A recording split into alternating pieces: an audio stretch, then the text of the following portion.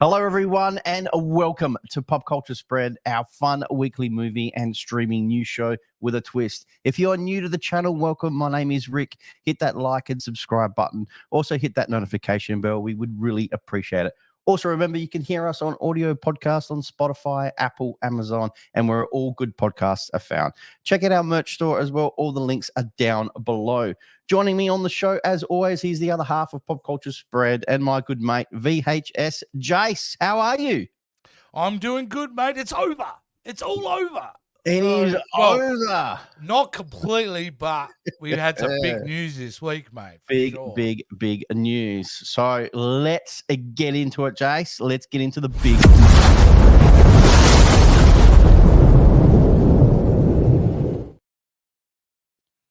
None other than the strike is what we're talking about. 148 days. The writer's strike is over. Wow. This is huge news.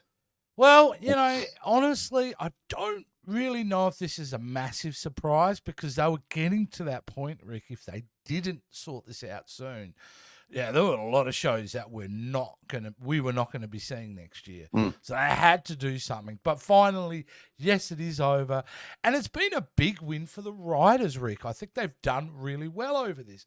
And the main thing is around AI. And you can see this article from Variety kind of puts it out in a few bullet points for us. The fact that the big thing is, around AI. AI can't write or rewrite literary material. In other words, part of the deal was they can't have AI writing scripts. Not going to happen. And another one of the rules is a writer can use AI to assist him, but he's got to have permission from the studio. All parties have to agree to it. The company then must legally disclose to everyone if AI is involved, if AI was used in any of the creation. Basically, it protects the writers from being exploited by AI because it's a real threat in regards to writing. Well, it's a big fear. I don't know how much of a threat it is, Rick, but because I think nothing will ever replace the creative brain of a human being writing something. But I understand the fear about it, and we all know it's not show friends, it's show business, meaning the studios will do whatever it takes to save money, make money. So it's a great win for the writers. Everyone's getting back to work now. They're getting the same amount of money for shows they write on streaming services if they did on normal television now, which is fantastic. It's been a really good victory. Everyone can get back to work. Some of our favorite shows now will be back. And the studios didn't take long, Rick. They started announcing stuff left, right, and center. They're all back to work now. They're all on shows that we'll put on hold. Obviously, it's going to be a while before we see some sitcoms and dramas that are going to be back on air. Yeah, sitcoms is a funny thing, Rick, because some sitcoms carry over plot lines to previous season. Sometimes they have a few episodes in the can, like 3 or 4 episodes ready to go. Yeah. So some sitcoms might be okay. Any sitcom starting in January, like mid-season in America, will be fine. But I think the worst case is maybe some of our shows like those Chicago Fire and that, which still do 22 episodes, may only do 18 or something this season. So, look, at the end of the day, everyone's back at work. It's a 3-year deal, I believe. So, for the next 2 years, because the thing is, Rick, the industry, as we're reporting, as well, we've been talking about, is changing. So I think it's a smart deal to revisit this in 3 years too, because we don't know where things are going to be at. So let's hope this doesn't happen again. Let's just it will. It absolutely will. Let's just hope that it doesn't happen that often. That's what we're going to go hope for. But it has been a long history of writer strike throughout the tenure of Hollywood. Dude, when was the last one? It was quite a while ago, wasn't it? 2007. 2007. So. And the one previous to that, I think, was the early 80s. So, they come around for sure. But you got to remember, some of our big anticipated films had stopped being written, like Right. Batman 2. Yep. Like, that he's just come out, Matt Reeves, and said, all right, I'm back at work now. I can get back to writing the script. So it is, the ripple effects of a writer's strike are still going to be seen. I believe, and just basically what I've read, I think the films may be more impacted than the TV shows.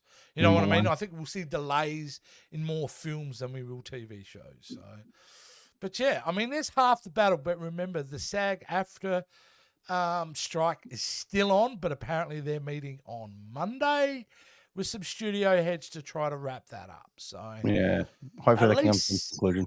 Yeah, at least it's good news, man. It's good. Oh, this is huge news. This is great for everyone in industry, and it's going to be great moving forward. Let's get back into it so we can see some quality TV, and it'll be great. All right, Jace, let's get into some other news.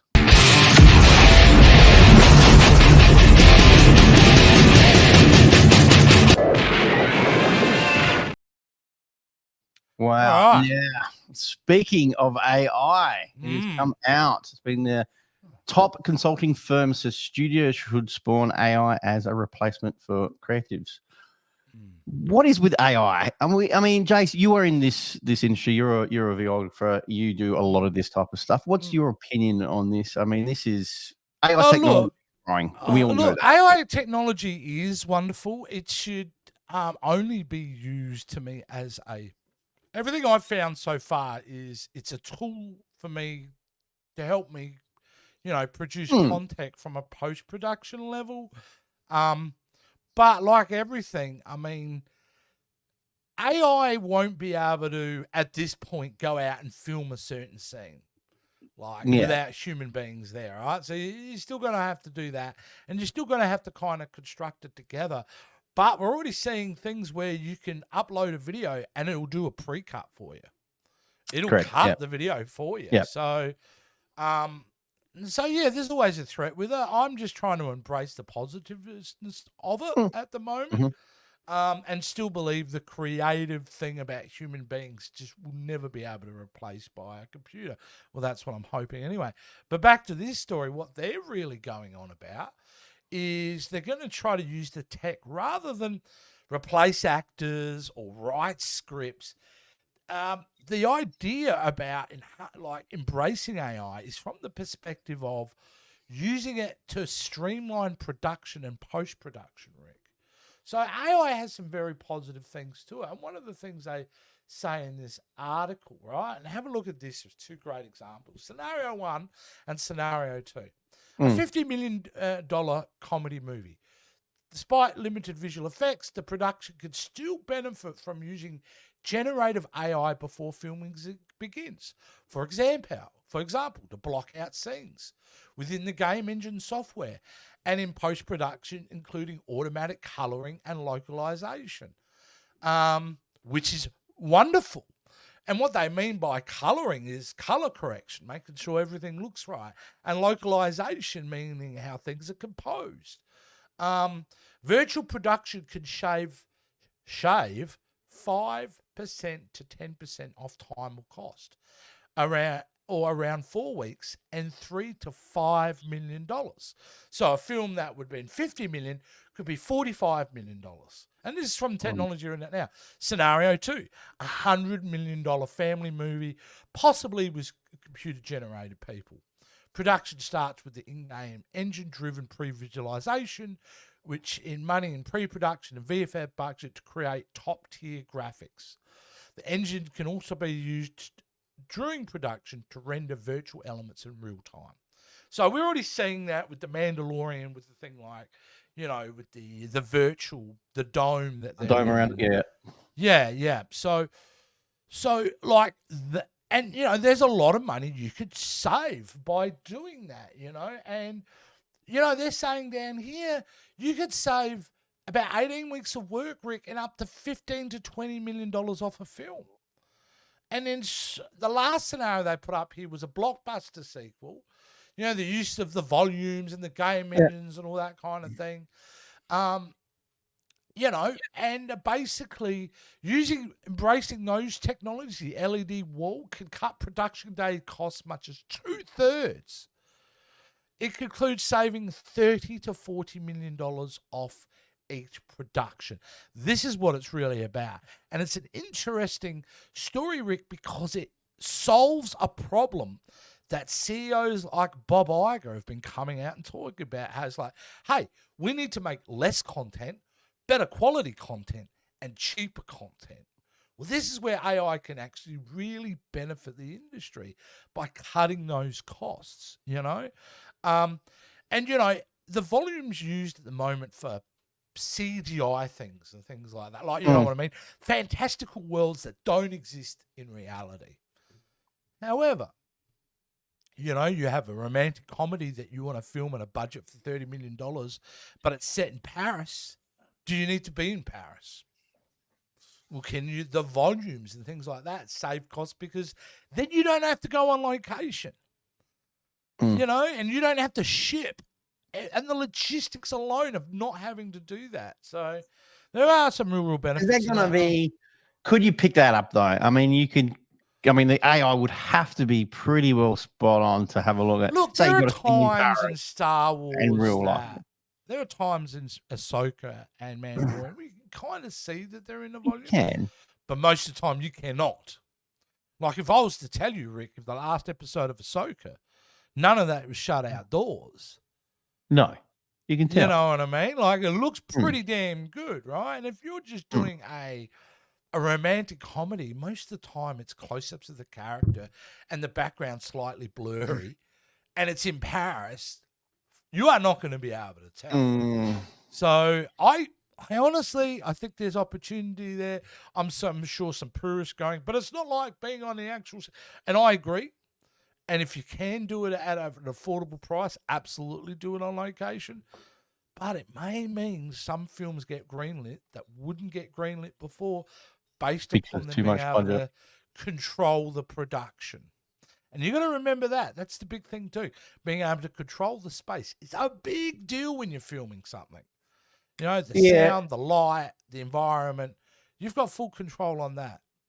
AI is growing, definitely is growing, and there's more and more technology coming out. So I don't know. I get it. We use a little bit of AI with some certain things that we do for video and stuff like that, and it does save time, and I get it. I do.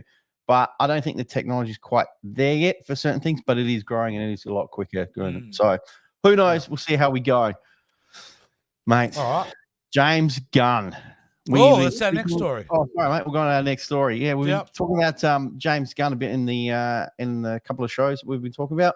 He's in there coming out now. The writer strike is over, and he has come out and said there are 3 stars that will continue their roles in the new DC universe. So he's come out on Threads on Wednesday with Peter Safran, and obviously addressed some questions by some fans, and obviously one of them were, who are some of the characters that are still going to be staying with us in the new universe. So the 3 that we've got, who we got that's staying in it? We got Viola Davis. She's staying as Amanda Waller, which is great. She'll be in the animated series. What else? John Cena has come out as well. Stewart's Peacemaker, which is phenomenal, which is great to hear as well. And the main actor for Blue Beetle as well. You mean Zolo? That's it, Zolo. His name is always a little bit tricky. Marijuana, I think. You've seen Blue. That was quite a surprise for me, and I think that surprised a lot of people. Blue Beetle. Okay, I thought you were saying the surprise about allowing Blue Beetle to continue in the DCU is a genius. Like, James Gunn knows talent, and Zolo knocked it out of the park. Absolutely. That film.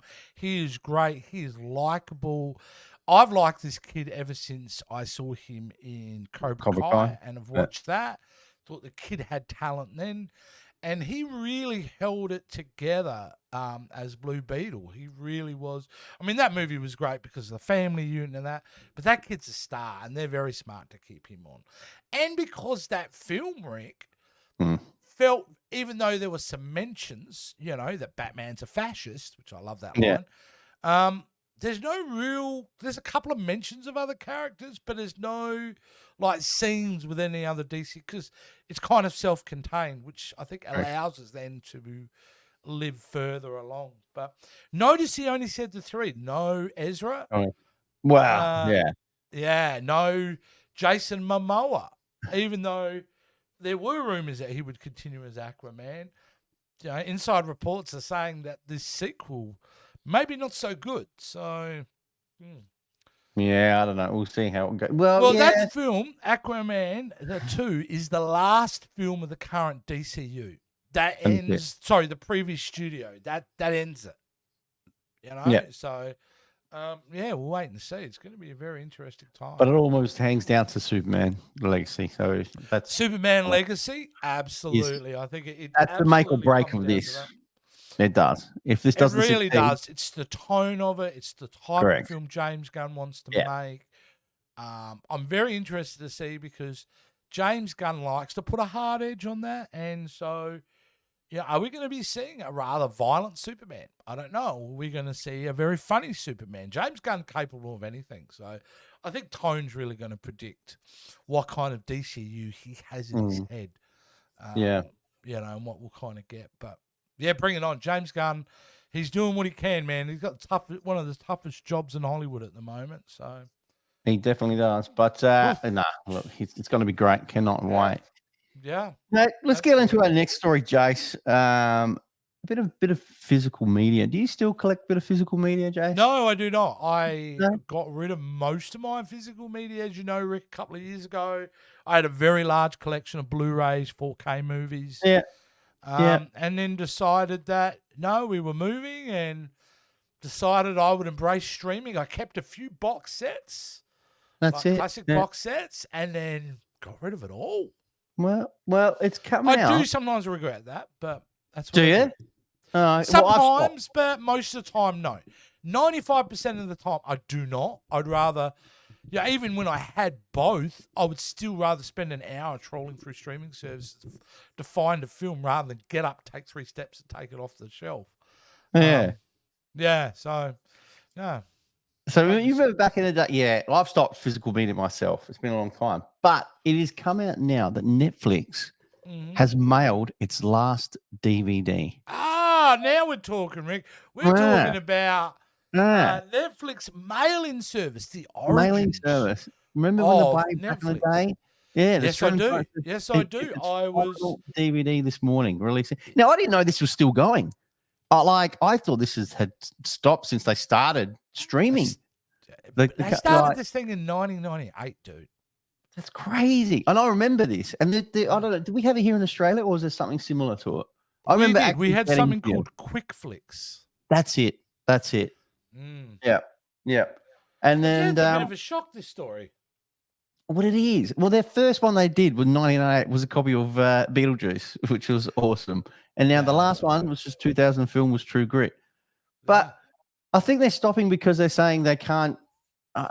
It was still going because they had a lot of movies and whatever that were on DVD, which you can't put on streaming. So a lot of fans were still getting it that way. There's still a lot of people that prefer digital media. There's a lot of Midwestern states and that in America. That's the internet isn't that great, so they still require kind of physical media. Yeah, but it is a time of change, isn't it? It's a time of change. This is where we're at. It looks like the days of collecting physical media are still going to exist, but it's a very niche thing now. It's all about obviously money. It's revenue. I mean, back in 2012, that business was over $1 billion in revenue, and now it's dropped by 40%. Now it's down to 146 million. So it's a massive drop in money. There are many factors in the destruction of Blockbuster and the traditional video stores. Certainly, the mail-in service had a part to play. It wasn't the main reason by any stretch, but that system was definitely a key to the breakdown of Blockbusters and other video stores because no late fees. You would they mailed the movies to them. You keep them as long as you want. But what stops people from keeping them? You didn't. Wasn't A it? lot of it was a trust thing, but you know, a lot of movies, a lot of people did keep it for a couple of months, but eventually would send it back. You know, Like, and believe it or not, the people that never used it again and thought, oh, I just signed up for Netflix and got a free movie. Well, I don't think the losses were that big enough to stop the service. So most people will love the idea of just getting movies in the letterbox, man, and then be able to watch them, and then put that, you get the return envelope, boom, back it goes, get another DVD film. all scratched and Yeah. Oh, yeah. You could, that was the most of the experience. DVDs you got, remember those Yeah. cleaners they used to have in the videos? Yeah. They'd be going through the cleaners so much. Just crazy, man. Yeah. It's But just there that, you go. What's sad. But anyway, everything comes to an end.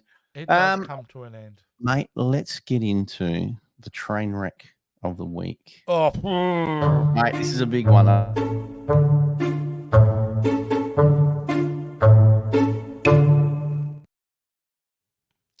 I have a bit to say about this story. Do you I know mind, you have a Rick, bit if to this week, say. if I just take This is all you, buddy, because I am not a Right. Star Trek fan. So get in this Okay, one. look, mate. I am. We've been very blessed in recent time in the world of Star Trek. We're Star Trek fan. There's some really good stuff. We have just finished season 2 of Strange New Worlds, which was a really good second series. Probably not as strong as the first for me, but still excellent. The animated series Lower Decks, Rick, is so good, so funny.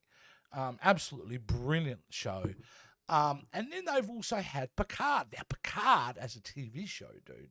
First, it was basically like a sequel series of what happens to the captain of the Enterprise 30 years later. First season was okay. Second season was garbage. Okay. But what they did is they brought all the actors back from Star Trek The Next Generation and put them together for season 3. And it was a stellar season.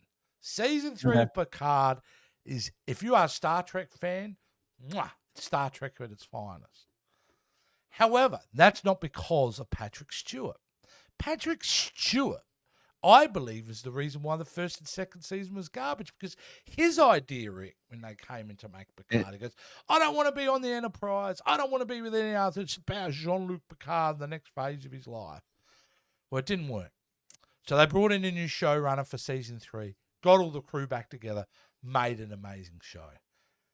He comes out just recently and says, oh, well, we had a story. I had an original ending that I thought the series should end on. And it was this really soppy soap opera ending with Jean-Luc Picard fading off at the end with his little dog. And it was just like, disgusting. Now, at age 80-something, who clearly is getting on, who was great playing Jean-Luc, but he's getting on to the sense that he doesn't really have the screen presence. He wants to go ahead now, dude, and he wants to do another movie. So he's pushing Paramount to make a Star Trek Picard movie. Now, after season 3, Rick, a stellar season, much loved by all the fans and critics alike, you would go, okay, maybe a film is in order. Maybe, but not the film he wants. He wants to do a film, and he goes, not a next generation movie. We've already done 4 of those. This would be an expansion and deepening of the universe we've seen in Star Trek Picard. This is a dumb idea. This is a stupid idea. Patrick Stewart is a wonderful actor, but he doesn't understand Star Trek. That's a fact. Because his story ideas were lame. It hasn't worked. I'm sorry. I would watch anything Trek, but I want to see a film. Do I want to pay $25 to watch a geriatric Jean-Luc Picard when I've just had 3 seasons of it? And if you're going to give us the high of highs in Picard season 3, and then you want to completely take that away from the audience and go back to focus on you, that's egotistical. Patrick Stewart, Sir Patrick Stewart, I love you, buddy, but you are cooked here, buddy. There's no way this film should be made. All right, Star Trek needs to focus on getting either the Kelvin timeline, J.J. Abrams' Star Trek 4 happening, or they need to do something else because they need to get this right. and going back and doing a soppy, emotional story about the end of life of Jean-Luc Picard is nothing the audience wants to see, in my opinion. Absolute train wreck. Put it to bed. You're done. You're done, all right? And if Star Trek was going to do a movie based on a TV series, they've got other stuff to do that people would rather see. So Paramount, you don't think they're going to go for it? No, I think Paramount know that he is maybe getting a little bit sent on this stuff. And it's like, okay, Patrick, that's all right, mate. You go and have a cup of tea. Because, it's a dumb idea. It's the dumbest idea I've heard, especially after them enforcing these certain parameters on the Picard TV series and then paying off so poorly in the first 2 seasons. More so in the second than the first. It just seems, why would you trust his opinion on what the fan want? Because he was wrong. He wasn't even very happy with the 3rd season. Yeah, everyone else loves it. It was a success. Loves it. And a massive success. And in fact, saved that show as being looked upon by the Star Trek fans as the worst show Star Trek ever produced. That's how amazing season 3 was. So don't listen to Patrick Stewart, mate. You're done. All right? You're done, Patrick. Too That's much. it. Grab a too cup many of tea. times in the holodeck. You've been hanging around in the in that chamber from X-Men too much. Wheels. See you later. Yeah, he's done. He's putting up the uniform. He's hanging it up. Horrible That's it. story. Wow. Mate, he doesn't need any money. No. He's got this legacy of being Professor Xavier and being Jean-Luc Picard, as being a very famous Shakespearean actor in theatre. Yeah. You don't need the money. You don't need the recognition. Shut the fuck up and let the adults take it from now. But anyway. So all you Star Trek fans, comment down below. Comment your hate to me below. Comment down below, dude. Might be a reason why you don't see me on another show these days. There you go. Let's talk about our favourite segment. Our favourite bit of the show, mate, which I absolutely love. Let's get into some Aussie Telly. I tell you what, any boss who sacks anyone for not turning up to die is a bum. So proud to have had him a leader of our country for so many years in the 80s. All right, Rick. We are sticking back in the 80s this week, mate, for you. Okay. We are? And there's a couple of things that, we're known, I think globally, Rick, sometimes we're known as being a little bit behind here in Australia. No, you ever never. feel that? People think we're a bit behind with things. I've got a bit of evidence tonight that proves that's not the case. We in Australia, obviously being where we are, and it's a hot country, we were all over skin cancer back in the day. It was a big deal. We spent a lot of time on beaches. Yeah. And, safety, because of the environment, we were onto before any other country was. We had to be. So back then, how do you sell this concept to families across Australia that when you're going to the beach, this is how you need to look after yourself? And this is the genius of great marketing and a great ad campaign. Let me show you the famous slip, slop, slap ad. The sun's shining down, so desperate to brown. But skin cancer isn't so hot, no it's not. So if you take a run or work in the sun, should you sizzle like a sausage? Most certainly not. Be especially careful about small kiddies. Just say these simple words: slip, slop, slap. It sounds like a breeze when you say it like that. Slip, slop, slap. In the sun this summer, say slip, slop, slap. Slop, slap. Slip on a shirt, slop on sunscreen and slap on a hat. Slip, slop, slap. You can stop skin cancer, say slip, slop, slap. Slop, slap. It's so simple. Slip, slop, slap. Absolute genius, wasn't it? How catchy was that? I mean, we still sing use it ourselves at this point, and it's a simple message, a catchy tune.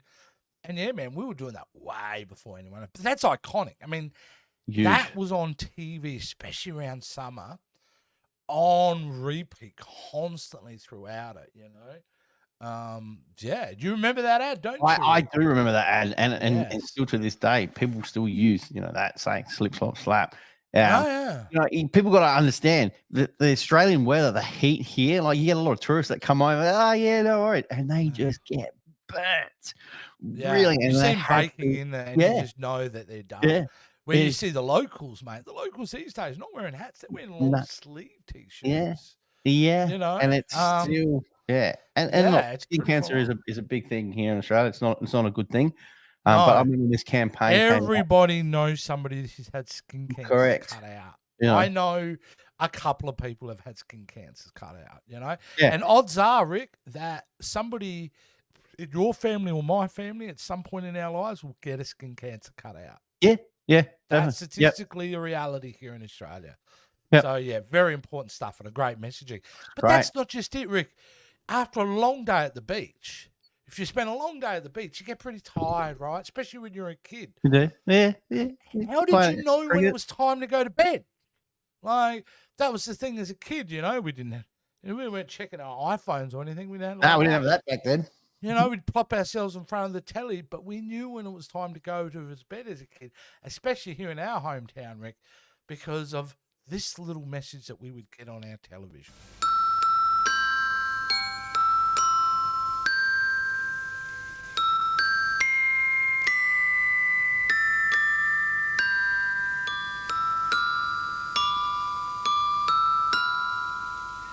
We would now like to remind everyone that some of the programs to follow are possibly not suitable for children.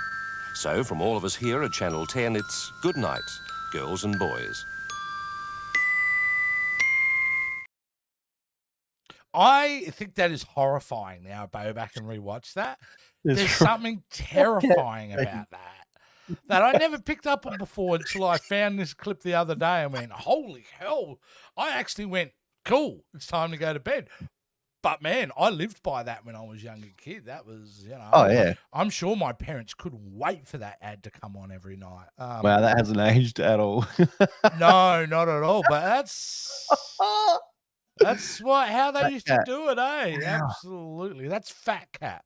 Now, if you don't know about Fat Cat was obviously a fat cat who was very popular in South Australia, who ended up going to prison because he was growing marijuana in a basement. That's a true story. It You is. can look that up. So, yeah. And that's why he was tired so early, because he'd been hitting the bong all day. So he was exhausted. So. Fat Cat and Friends. There you No, go, that Fat Cat is- and Friend. His friends being a bunch of stoner dudes sitting on a couch playing Nintendo. But yeah, that's where it's at. So that's it, Rick. That's what I had for classic Aussie TV. It's Brilliant. I Love love it. doing it. I love being able to show it. So Love it. Absolutely love it. Jace, it's been another great show. Yep. Hope you guys out there have enjoyed it. Guys, Mm. also remember here on Pop Culture Spread, we have a lot of trailer reactions that we do. mate, So, so many trailer so reactions. many. on this We've got a channel. big backlog catalog as well. We do retros and new and all that. So go check all that out as well. Jace, how about you tell the audience out there where they can catch you on the Oh worldwide? yeah, web, well, I'm buddy? all over the place. I'm a bit. You are. My morals are a bit loose, so I'm cheating on you, Rick. But you can also find me over at the Jason Roy Gaston YouTube channel. Jason Awesome. Roy Gaston is a TikTok influencer, I would say. Extremely funny man. I'm currently working with him on several shows over there, Beautiful. expanding his profile. He's best known for dramatic readings over the internet and other bits and pieces, but he's a very funny man. We're doing some very cool stuff over there, so come and check me out there. But also, I do a bit of producing occasionally, including channels you should go check out. Captain's Quadrant. Just plop that into YouTube, Captain's Quadrant. And they have a live show every Thursday night at 9 p.m. It's a great show there with Captain Joe Dove and, again, Jason Roy Gaston there on the show. I used to appear on the show. Now I just produce in the background. It's a fun show. Go check it out. And the only other show I want to plug this week, Rick, is the ladies we used to work with on our other channel who've now expanded on their own. Beautiful. And that is the Sci-Fi Queens. So go check out the Sci-Fi Queens. If you're sick of watching dudes talk about things, go check out the Sci-Fi Queens. They have wonderful guests. They've had authors, amazing painters. They talk about all the shows that they love and how women influence science fiction as well as real-world scientists. They talk about them as well, female scientists. It's a fun show. Go check them out at youtube.com at Sci-Fi Queen. So, yeah, there's a few places the guys can check out. Wonderful. There you go, guys. That's great. Check everyone out because they are all good friends of ours. So, yeah, check that out, guys. Really, really appreciate it. Jace, it has been a pleasure as always. Thank you so much, buddy. And we will see everyone next week on the Pop Culture Spread Show. Bye for now. See you guys. Thanks for watching the Pop Culture Spread YouTube channel. Please don't forget to like, subscribe, and ring that notification bell. Also, don't forget to follow us on all our social media platforms. And if you're looking for some quality wear, don't forget to check out our merchandise store available right now.